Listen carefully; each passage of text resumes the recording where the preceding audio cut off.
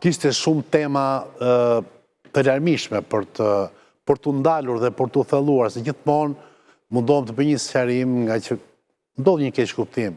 Duket ndonjëherë sikur emisionet janë vazhdimi i edicionit të lajmeve. Jo.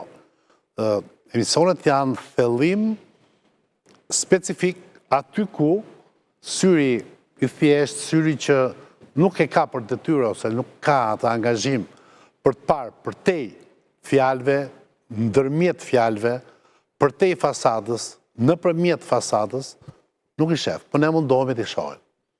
Dhe ndalova dhe mendoj se kemi bërë mirë dhe shikoni gjatë minutazhit tek një episod shumë i habitshëm, të paktën për optikën time personale. Dje ishte festa e Republikës së Greqisë, u mendoj që kjo festë duhet festohet dhe 1000 vjet tjera. Është një gjë shumë e bukur, një festë është një gjë shumë e bukur.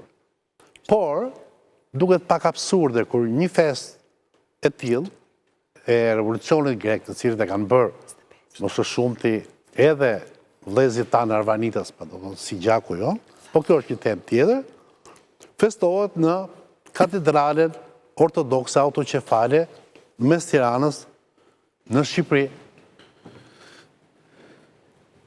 Aty ishte doktori, aty ishte Fredi Veleri, aty ishte edhe kryeposhkopi i ri At Joani Pelushi.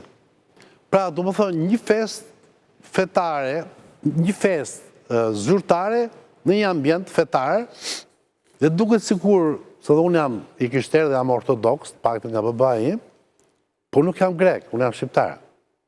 Dhe në moment caktuar identifikimi i ortodoksëve me jo shqiptarë, më duket pak i habishme, sepse nuk kuptohet se pse për shembull festa e Greqisë nuk u bën në xhamin e madhe të re që kemi ne, po u bën në kishën ortodokse. Ose pse nuk u bë diku tjetër, fjala vjet. Megjithatë, jemi afër zgjedhjeve, duket se fakti që kemi shumë zgjedhës në Greqi, të cilët shqiptarët do përcaktojnë ndoshta deputet, do përcaktojnë me votat e tyre trendin e zgjedhjeve, më duket sikur ka rritur atë gjyëtin për vota, ka rritur, se thosh, shqetësimin apo interesimin që